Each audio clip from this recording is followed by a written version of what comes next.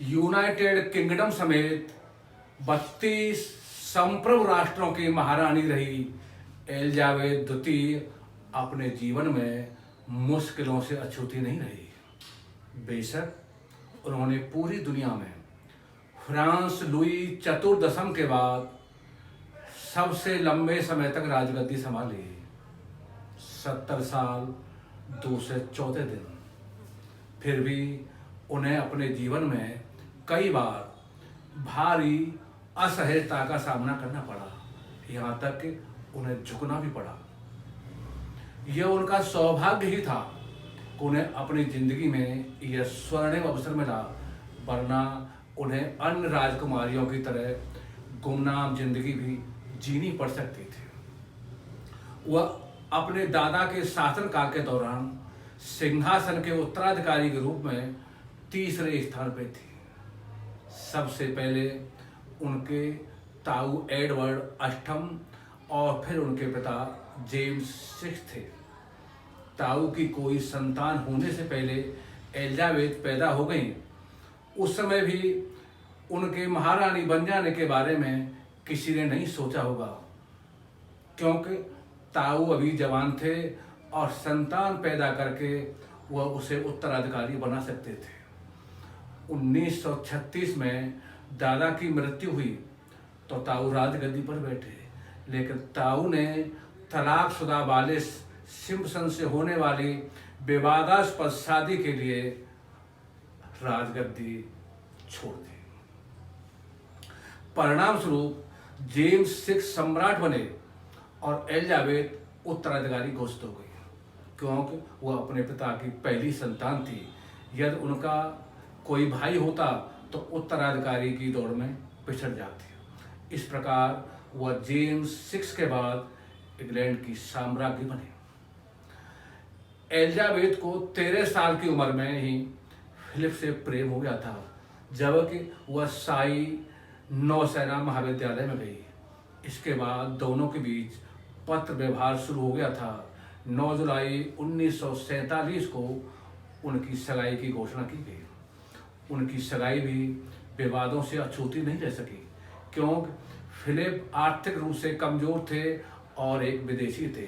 हालांकि उन्होंने द्वितीय विश्व युद्ध में शाही नौसेना के लिए युद्ध में हिस्सा लिया था, लेकिन उनकी बहनों ने नाजी पार्टी से ताल्लुक रखने वाले जर्मन अधिकारियों से शादी की।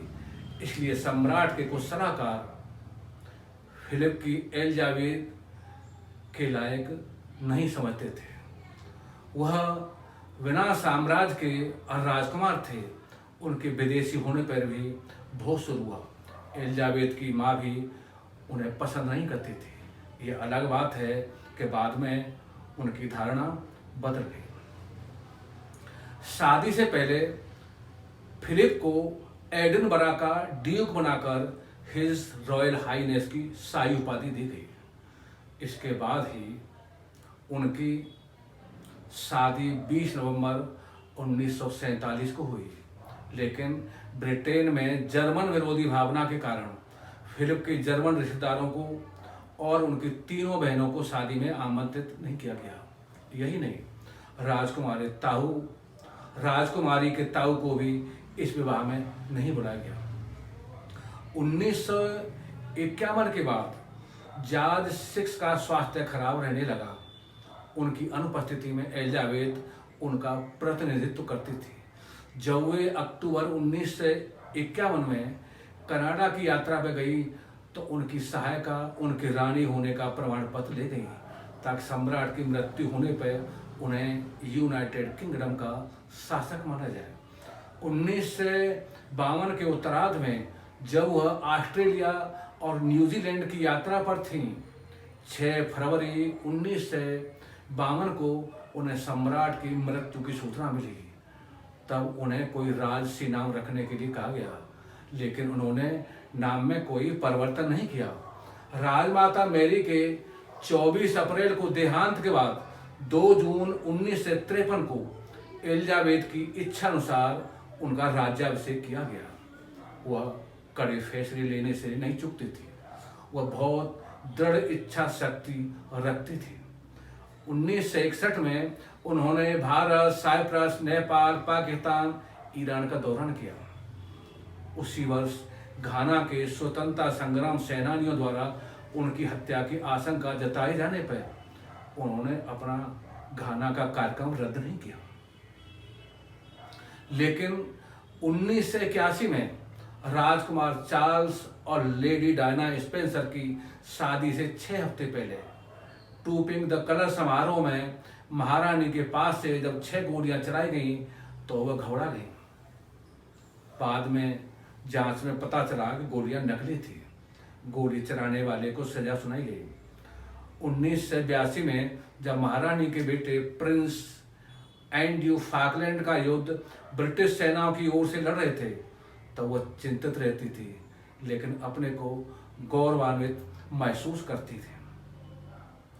जर्मनी में एक राजसी दौरे के दौरान ड्रेसडेन में क्रुद्ध प्रदर्शनकारियों ने उन पर अंडे फेंके तब वह परेशान हो गई थी। जब चार्ल्स और डायना के संबंधों को लेकर अखबारों में खुलासे हो रहे थे और गणतंत्र प्रणाली लागू किए जाने की मांग उठने लगी थी तब वह तनाव में आ गई थी। तब उन्होंने ही दोनों को तलाक के लिए कहा था। उन्होंने 1992 को अपने लिए बहुत ही भयावह वर्ष बताया जब उनके दूसरे पुत्र एंड्रयू और उनकी पत्नी सारा तथा बेटी एनी और उनके पति कप्तान मार्क फिलिप के बीच तलाक हो गया। पेरिस में राजकुमारी डायना की एक सड़क दुर्घटना में मृत्यु के बाद बर्मिंघम पैलेस का ब्रिटिश झंडा आधा नहीं झुकाए जाने पर उन्हें जनता के गुस्से का शिकार होने पड़ा। इस जन आक्रोश के आगे उन्हें झुकना पड़ा।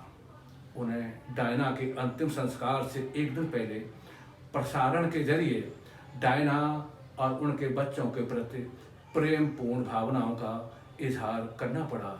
तभी जन आक्रोश शांत हुआ। जय हिंद।